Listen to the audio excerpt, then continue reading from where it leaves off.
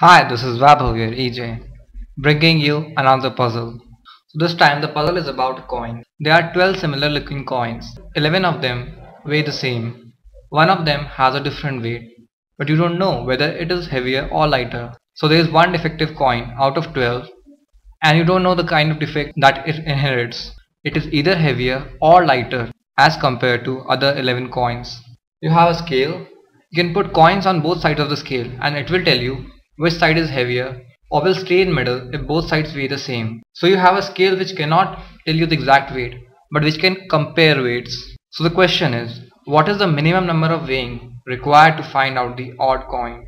So here are your coins, and let me also draw the weighing scale for you. So this is the kind of scale that I was talking about. With this kind of scale you can compare weights but you cannot measure the exact weight. And the challenge is you don't know whether the defective coin is heavier or lighter.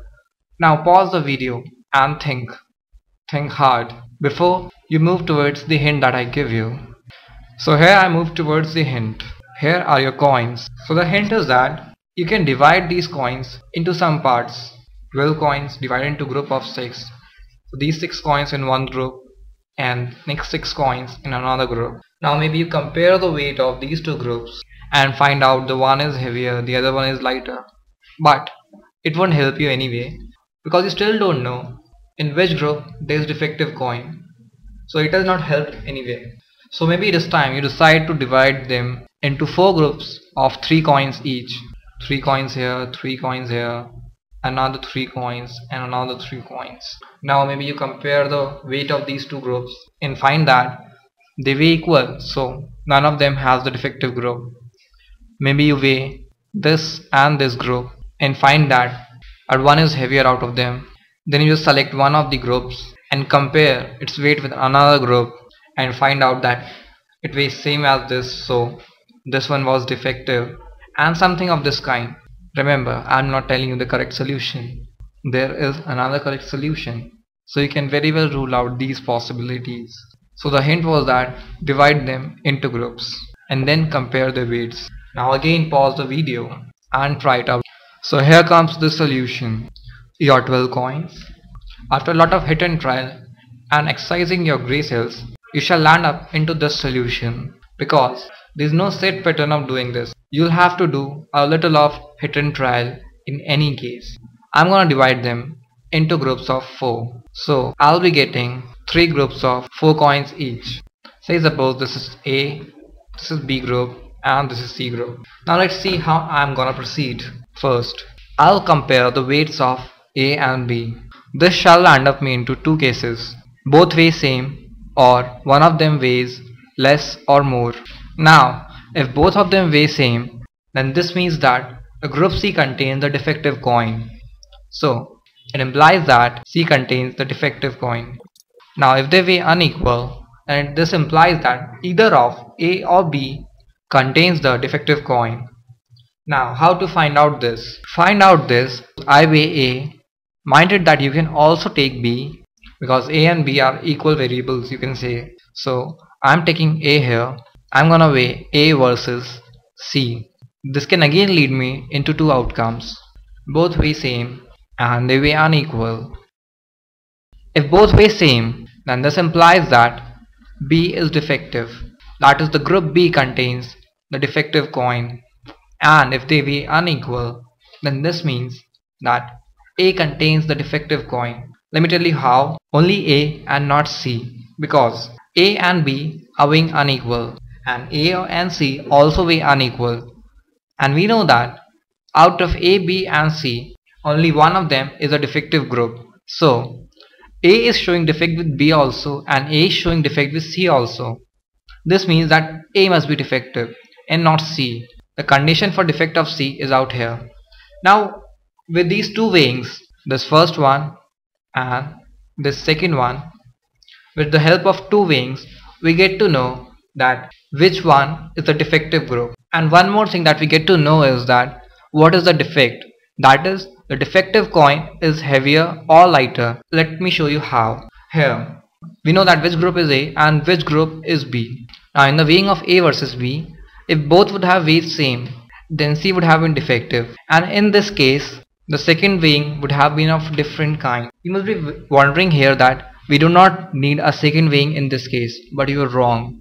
We definitely need a second weighing in this case also. The second weighing would have been like A or B, because A and B both weigh same, and this implies that they're not defective, versus C. This weighing is important to know which kind of defect does the defective coin possess. Is it heavier or is it lighter? So in this case also you have to perform the second weighing. Now let us understand out here that how the second weighing tells us that is the defect of lighter weight or it is of heavier weight. In A versus B, say suppose A weighed less. Now we come here, we weigh A versus C. If both weigh same, then this means that B is defective and the defect is a type of heavier coin, because out here A was weighing less, this means that B was weighing more, and A and C weigh same, defect must be in B and B was weighing more, so the defect must be of the kind heavier coin defect. Now if A and C weigh unequal, then this implies that A was defective group, since A was weighing less as compared to B. So here also we would see that A would weigh less than C because B and C are not defective, hence equal groups. So we again get to know that the defect out here must be of the type of lighter coin defect. So this way, in two weighings you get to know two things. One, that which group is the defective one, and two, what is the kind of defect, heavier coin defect or lighter coin defect. Now let's move to our next weighing, because still we don't know which coin is a defective one. We only know that which group has a defective coin, and we have not exactly zeroed on the defective coin. So for the third weighing we have these four coins from either A, B and C, and we also know that what kind of defect do they possess. So now I am going to divide them into three groups, and the groups would be like 2, 1 and 1. Let me name it as P, Q and R. So in the third weighing I am gonna weigh Q against R. From this weighing again we'll draw two kind of conclusions. Either both of them would weigh same or they would weigh different. If they weigh same, this means that the group P has the defect, but if they weigh different, then we would exactly get to know which of Q or R has defect, since we already have discussed that by this time we know what kind of defect is there. Is it the lighter coin defect or the heavier coin defect? Say suppose it was A group which had the lighter coin defect and Q is weighing less than R. So we don't need any more weighing.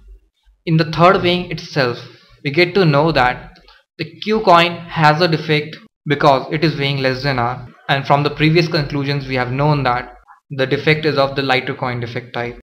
But let's take the worst case where we would have to move to next weighing. Now they're weighing same. This means that the P group has the defect. Now let me name the coins of P as X and Y. Simply for the fourth weighing we would weigh X versus Y and get to know that which one has the defect, because we already know the type of defect by now. They would in any case have to weigh different. So in worst to worst case we need maximum of 4 weighings if we have a scale which can only compare weights. Hope you enjoyed. Please do comment how you liked this video. To ask any kind of doubt personally, log on to www.rezotube.com, make your account out there and play this video there itself. Below it you will find a ask doubt column. Post your doubt out there, or if you wanna ask your doubt publicly, then post your doubt in the discussion column. Thank you for watching this video.